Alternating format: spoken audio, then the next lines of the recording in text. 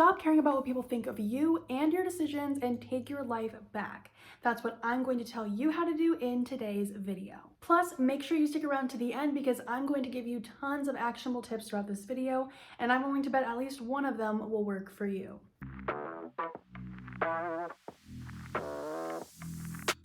The first thing I want to talk about is why we care about other people's opinions about us and what we choose to do in our own lives. I think that there are two main reasons why we care so much about what other people think, and the first one is the fear of rejection. We're afraid that other people are going to reject us, and that when that happens, we're going to experience a lot of pain. Now, at one point a very long time ago, social rejection would mean dying, and so we're just kind of hardwired to be afraid of rejection. However, that's not the case anymore. If someone doesn't like us or something that we do, we're not gonna die. It might be a little painful, but it's definitely not fatal. It still feels that way though. It definitely feels like we're gonna die. It feels like something really bad is gonna happen. And so it's really hard to manage our anxiety thinking about how things could turn out if we don't do what we think that we should be doing or what other people are telling us that we should do. Sun is definitely going down, so I apologize for the lighting. Hopefully it will stick with me a little bit longer. The second reason I think that we care so much is low self-esteem. When you don't care about yourself or even just like yourself, then you're gonna value other people's opinions above your own. Also, something that we all need is validation. And if we are not validating ourselves, which if you have low self-esteem and you're probably not, then you're going to search for that outside of yourself. This means that if somebody disapproves of something that we're doing, we may actually change and do something else that doesn't really align with us because we need validation from the outside world since we're not getting it from within. Now, I know that I just covered those two things very quickly, but they are not easy to overcome. Trust me, as someone with social anxiety disorder, I know these two things all too well. Literally caring about what other people think and fear of rejection is what social anxiety disorder is. So I totally understand if you are dealing with low self-esteem or you're just overall having a hard time making decisions for you instead of for other people. So now that I've covered why we care about what other people think, I want to talk about how to stop. Personally, I don't believe that there's a way to not care what people think unless you completely emotionally shut down, which I don't know about you, isn't what I want to do. I've always kind of wondered, like, how do people do it? How do I get to a place where I don't have anxiety anymore and I can do everything that I want to do in life and live life to the fullest?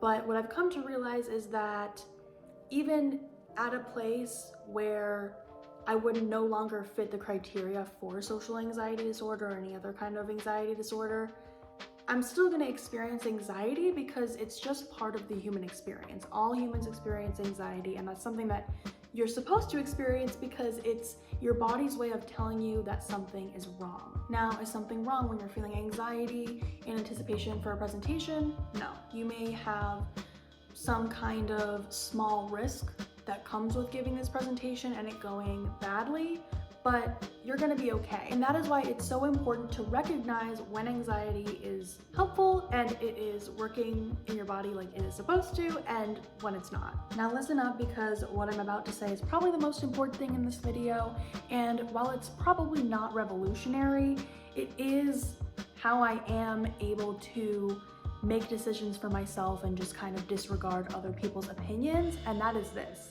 The key is to act despite fear. Remember, you're never gonna get to a place where you never feel fear, where you never feel anxiety.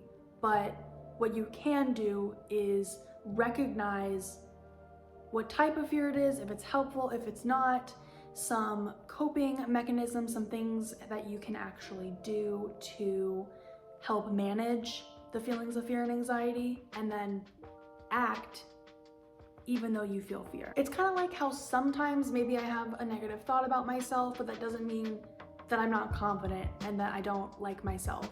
You know, it's never gonna be perfect. So you can actually take on the mindset shift the next time that you feel fear or anxiety about something. Just think to yourself, that's normal. It's okay, this is what's supposed to happen, and I can choose to not let this fear influence my behavior. Now, don't get me wrong, sometimes my fear does influence my behavior.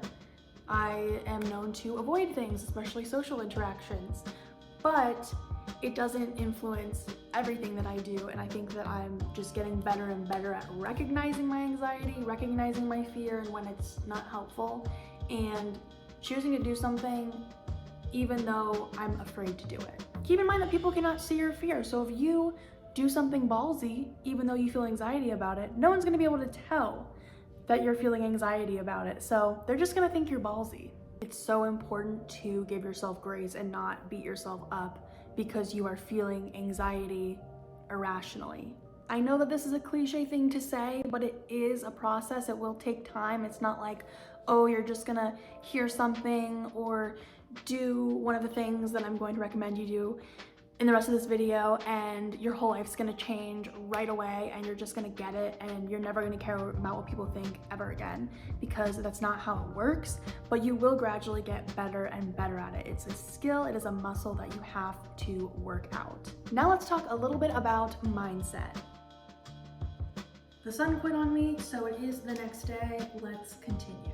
In the past, I have had many experiences where I have chosen to do something literally just out of fear that I may hurt someone else's feelings or upset them by not doing what they want me to do or what I think they want me to do. So I don't even think that I potentially even had a formed opinion of what I wanted because I was so anxious about what I did and how it would affect other people, basically what they wanted for me. But the problem with that is that it's my life, I'm the one living it, no one else except me. So if I'm choosing to do things, if I'm choosing to act a certain way or be a certain way, show up in the world a certain way, then I'm gonna be really unhappy because that's not authentically me, and so I'm gonna be feeling that it's gonna be uncomfortable and eating at me. Unless of course that aligns with who I am and what I actually want to do. But many times what other people want for you isn't really what you want for you. So you really do have to do things your way. The way to combat this is by figuring out what it is that you want for you. And if you have a hard time doing this, then I think it would be helpful if you regularly ask yourself. So the way that I like to think about it is, if no one's feelings would be hurt by the decision that I made, regardless of what the decision was, what would I choose to do?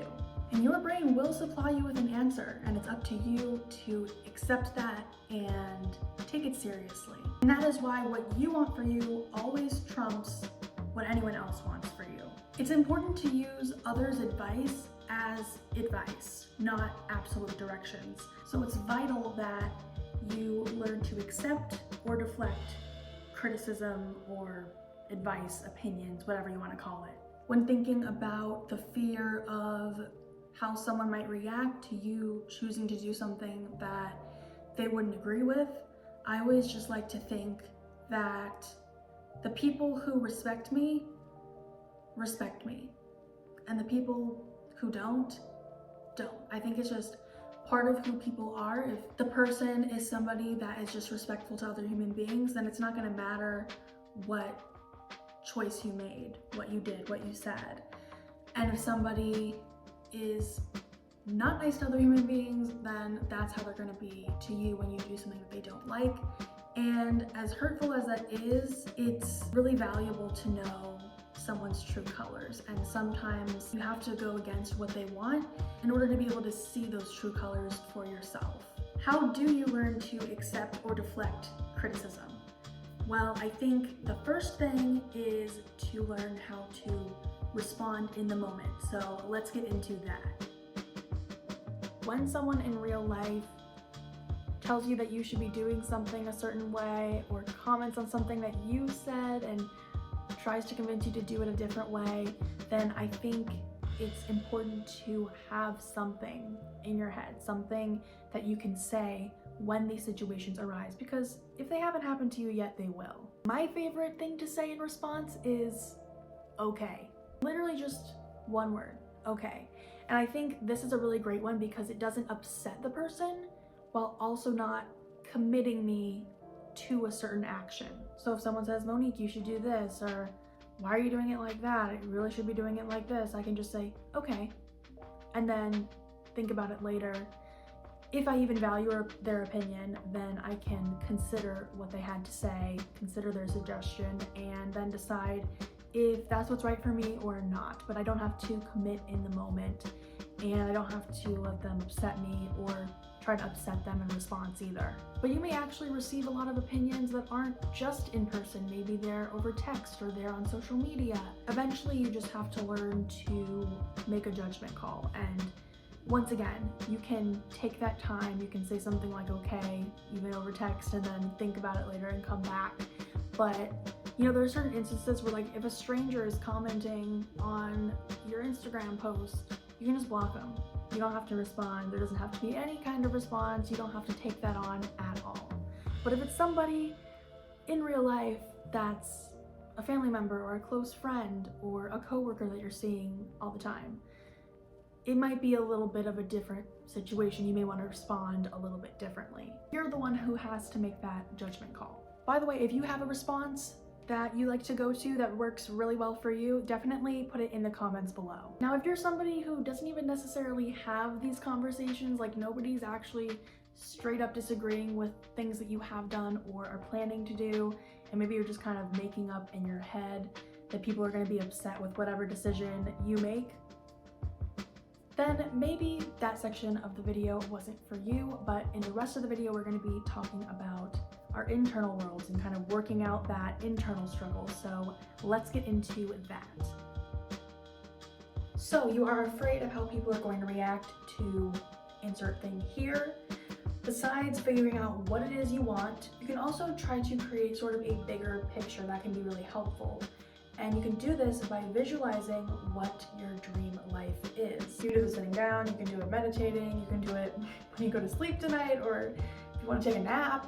But just think about what you want your dream life to be like, what it looks like, what things that you have, how you feel, and write that down. And of course, just be as detailed as you possibly can be. The reason that I want you to do this is because this can be something that you keep in your head as a goal. So when you feel that fear about how someone may react to whatever you choose to do, you can think about, well, this is what I want to do. If I choose to do what I think this other person wants me to do, or what they have told me that they want me to do, does that lead to my dream life? Or does the decision that I want to make, the thing that I want to do, lead to that dream life? And that can help you and motivate you a lot more to act despite fear. How badly do you want your dream life? The reality is that in order to achieve your dream life, there is going to be some sacrifices that you have to make along the way. I mean, if your current life was your dream life, then you wouldn't have to make any sacrifices. But I think for 99.99% of us, we have a different place that we want to get to, and it doesn't look exactly the way our life does right now. So you are going to have to give up some things. The reason why I bring this up is because when people are unsupportive, they are discouraging, they're even mean to me because of something that I want to do or something that I am working towards, I always just think about my dream life and what I'm willing to sacrifice to get there. Maybe they're not a part of my dream life, and if they're not, I don't really have a problem letting them go. And if in my head they are, but they're not acting the way they are right now, maybe I can find someone else that treats me better. As you go through life, as you improve, as you start really stepping into who you are, and that can change over time, you are gonna lose people. It's just kind of part of life. And it does help me to make decisions when I kind of have the mindset of like, I'm kind of open with like, who's in my life, they could leave at any moment. If someone's serving me in my life right now, if I'm serving them, like, that's great. And when it gets to a point where that's not happening anymore, then I'm willing to let them go. So what are you willing to sacrifice for your dream life? Also, just because someone disagrees with something that you're doing or with one decision that you make doesn't necessarily mean that they need to be cut out of your life. So once again, coming back to that judgment call thing, right? Like, it's your life, you know what's best for you. So just listen to what your body is telling you, listen to your intuition, and make the decisions that you feel like fit you best. By the way, feel free to make this fun, you know, Pinterest board it, vision board it, whatever you want to do. Now it is time to talk about self-esteem. As I mentioned at the beginning of this video, if you have low self-esteem, it's going to cause you to value what other people want for you over what you want for you. And that's gonna make it pretty much impossible to stop caring about what people think of you. That is why working on self-esteem is so incredibly important. And what's so great about this is you improve your self-esteem, you're gonna improve everything in your life. Like, every area of your life is going to be positively impacted. My self-esteem is something I've been working on for years, and it is something that I still continue to work on, but I'm pretty proud of myself because I actually feel like I like myself now, and I'm like doing good and I feel confident. Whereas like when I started, that was not the case at all. So I'm gonna be sharing with you some things that really helped me. And once again, it takes time. It doesn't just change right away. But over time, if you keep doing these things, you keep working at it, you will improve your self-esteem. The first thing that I find really helpful that I would recommend to you is affirmations. And before you roll your eyes, please let me explain. I think affirmations pretty much work for everyone. And if you think that it doesn't work for you, maybe you're the exception. Maybe you are, but I would bet you're probably not. Affirmations are a way of speaking to yourself. We speak to ourselves all day long, even if we don't know it. Like, I'll even say, like, I don't get it when people are like, oh, I thought this sentence. Like, my thoughts, I don't even notice them as sentences. It's more like, oh, I feel anxiety. I'm like, well, I probably thought this, but I don't know, because that's not how it works for me. But our brains are always thinking things, they're always working. And if you have low self-esteem, your brain is probably thinking negative things. And so the way to counteract that, in my experience, is to tell your brain positive things. So your brain might be pumping out a negative thought, but if you believe it, you're going to continue thinking that thought, and you're feeding your brain that negativity. But what you can do to change that is to feed your brain positivity. So your brain can say, oh, I look ugly today. And if you're like, I look gorgeous today, I look gorgeous today, I look gorgeous today, then your brain's going to start thinking, I look gorgeous today. I sort of think about it like canceling out the negativity.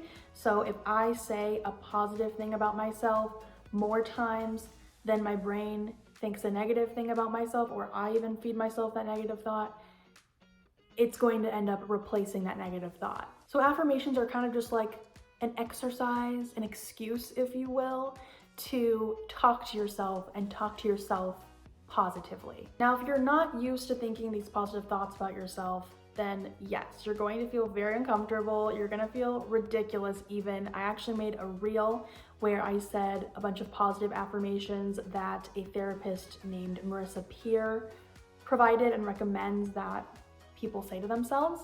I believe in myself as lovable. I easily give love to others. And I could totally see how someone might watch that and think, oh my God, that's so cringy. Like, I can never do that. I can't believe she's doing that. Like, she's so cringy. And nobody's commented that. I'm just saying I can see how someone might think that, and even me multiple years ago would probably think that. But I think if you can't say affirmations without feeling stupid, without feeling comfortable, without believing them, you need to be saying them. Like, I can literally sit here and say, I'm gorgeous, I'm a good human being, I'm a nice person, I trust myself, I deserve respect, affection, love, attention, acceptance, and none of that feels crazy or like out of reach for me. It doesn't feel uncomfortable because I believe it. But many years ago, if I'd said those things, I would have felt ridiculous because I didn't believe it. So if you have ever tried affirmations and you felt silly saying them, that was your sign to keep saying them. Affirmations work when you say them regularly and you keep saying them until you believe them. Now, that doesn't mean that you stand in front of the mirror and you say them as many times as it takes for you to believe them, because that wouldn't really work. You'd probably be in front of the mirror for years. But I think that these are just thoughts that are straight up given to you, like positive thoughts that will cancel out your negative thoughts.